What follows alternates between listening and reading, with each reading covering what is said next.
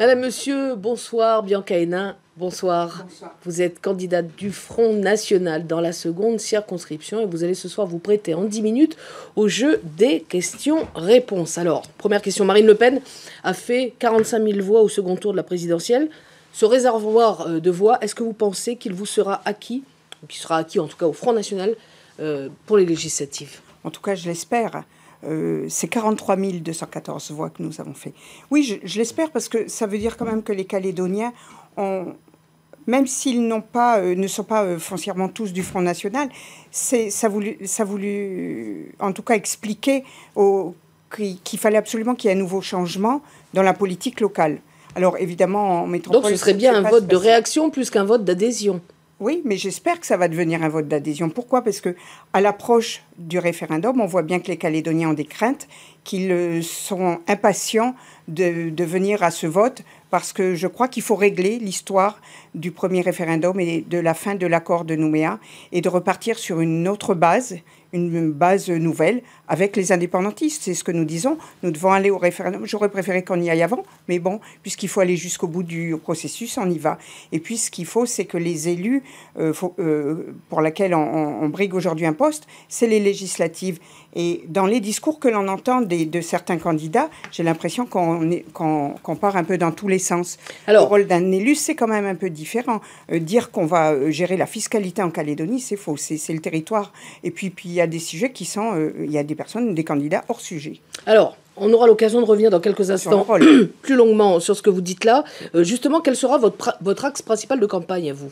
Alors, la campagne du Front National dans les deux circonscriptions, ça sera d'abord de défendre les Calédoniens, de défendre la France, les Français, parce qu'on sera forcément, si on est élu, on va être attaché au groupe du Front National pour avoir une opposition au gouvernement Macron, une opposition constructive, en tout cas, avec tous les parlementaires du Front National qui sont déjà regroupés avec... Excusez-moi, opposition constructive, ça veut dire que vous pourriez être amené à voter des lois qui vous conviennent. Forcément. Moi, j'ai été élu 10 ans au Congrès, on a voté 85-90% des textes et des lois qui étaient votées au Congrès avec les indépendantistes. Si ça va dans le sens du bien de la population et de défendre le droit des Français, oui, il faut les voter, c'est tout. Après, le programme politique de Marine Le Pen était très différent de celui de M. Macron. On voit bien qu'il va former un gouvernement d'opportunistes, un peu ceux qui étaient républicains. Il y aura tout le monde dans son gouvernement et je ne sais pas comment que ça va finir, mais en tout cas, il a gagné. Il faut maintenant être dans l'opposition et surveiller sur tout ce qui va arriver à la Nouvelle-Calédonie. Alors, sans vouloir caricaturer, je dirais la France, rien que la France, ça, c'est quand même l'axiome majeur du Front National ici. Mais finalement, vous êtes plusieurs candidats dans les deux circonscriptions à proposer ça. Qu'est-ce qui va vous différencier d'eux?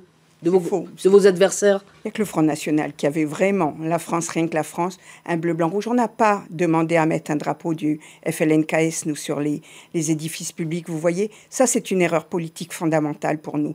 Non, la différence, c'est que nous serons pour une Calédonie française, qu'on revienne dans un statut, c'est ce que on va expliquer un peu pendant toute notre campagne, un statut définitif pour la Nouvelle-Calédonie, mais qui soit de manière à redynamiser l'économie. Il faut aussi que les Calédoniens aient confiance, parce que ça fait 10, 20 ans, 30 ans que l'on attend quelque chose qui n'arrive pas. Et les gens, donc forcément, y compris les investisseurs, n'ont pas confiance. Mais une fois qu'on aura voté ce premier référendum, j'espère que, on va pouvoir vivre en Calédonie et dire qu'on est chez nous et installer nos familles et de rester durablement en Nouvelle-Calédonie. C'est notre terre. Alors, une dernière question politique, Bianca Hénin. L'électorat Front National en Nouvelle-Calédonie, c'est un électorat qui est très ciblé. On y compte peu de Kanaks. Qu'est-ce que vous auriez envie de dire aux Kanaks indépendantistes qui vous écoutent ou qui ne sont pas indépendantistes, mais qui ne savent pas vraiment pour qui voter? Comment vous allez les convaincre? Je peux vous dire que je suis une personne qui rencontre souvent des gens qui viennent me saluer et je suis impressionnée de voir que c'est souvent des Mélanésiens. Ils viennent me dire que quand je parle à la télé, quand je passe sur les radios, ils aiment mon discours. Ça me rassure en tout cas.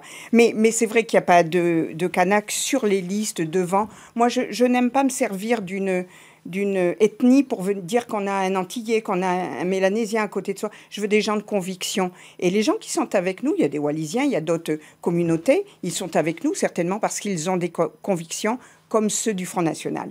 Alors, on va passer maintenant, vous avez vu comment on a procédé jusqu'à présent. On va passer au questionnaire de Proust et de Bernard Pivot, un mix des deux. Vous, Bianca Hénin, quel est votre principal trait de caractère ? J'ai envie de dire que je suis sympathique. Oui ? Oui, je suis tenace. Oui. Quelqu'un de tenace, oui, quand je lâche pas facilement. Quelle est la réforme nationale ou locale pour laquelle vous avez le plus d'estime ? Une réforme qui a été faite. Une réforme qui a été faite soit en Nouvelle-Calédonie, soit au niveau national. Une grande réforme qui a pu modifier la société calédonienne ou la société française dans son ensemble. Parce qu'il y a certaines lois qui sont votées ici, qui sont propres à la Calédonie. Le droit de vote pour les femmes, oui. Parce que les femmes étaient interdites de voter avant. C'est en 1945 et c'est De Gaulle qui a autorisé les femmes. Vous voyez, un petit peu comme aujourd'hui, on nous a supprimé le droit de vote. Eh bien, c'est quelque chose quand même de très honorable auquel il faudrait revenir avec un statut définitif.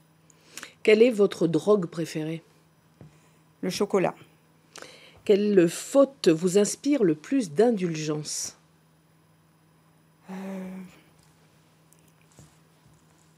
Je vais dire pour... C'est difficile, parce que je suis assez carrée. Entière ? Entière et oui. Vous pardonnez pas ? Difficilement. Je pardonne, mais j'oublie jamais. Comment est-ce que vous aimeriez mourir, sachant que personne n'a envie de mourir, mais enfin, bon, il faut bien quand même y penser un jour. Ah non, mais une fois que... Bon, après, il y a un temps où il faut mourir. Moi, j'aimerais pas vivre trop vieille et puis être alitée. Mais j'aimerais mourir sur une table d'opération.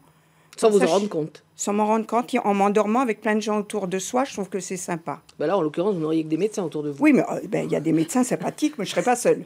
Il y a des gens qui meurent tout seuls. Bien, Bianca Hénin, votre dernier petit exercice, c'est pas le grand oral de l'ENA, mais enfin, c'est un oral quand même. Vous allez tirer un papier parmi tous ceux qui sont dans ce chapeau. La question du chapeau, allez-y, lisez-la et on vous écoute. Oh ben oui, Sarkozy en 2012. Bon, ne faites pas cette tête. Non, mais voilà. Voyez comment je suis entière.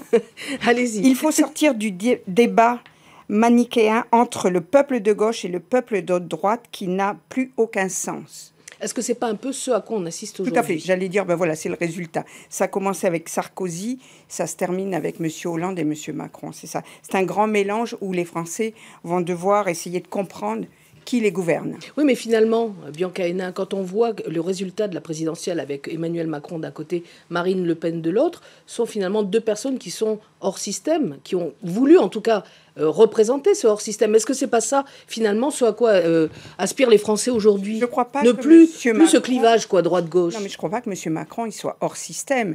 On l'a dit pendant les élections, c'est l'enfant chéri de M. Hollande. Il va continuer, et ça va aller de pire en pire, je suppose, la France. Il va bâillonner la France pour l'ultra-libéralisme qui va se mettre en place. Mais il a fait quand même un gouvernement d'ouverture. Oui, une grande ouverture, oui.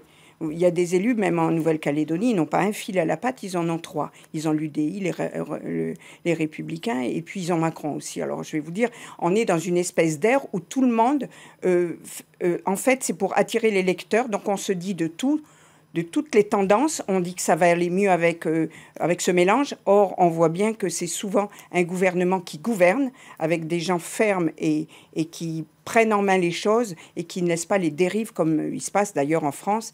Et voilà, c'est mon avis. Eh bien, Bianca Hénin, merci en tout cas d'avoir répondu à nos questions. Merci à vous de votre fidélité. Il n'y aura pas d'entretien demain et ce week-end en raison du pont de l'Ascension. On se retrouvera lundi soir après le journal de Thérèse Voyage. Je recevrai Philippe Gomez. Bonne soirée à tous et bonne fin de semaine.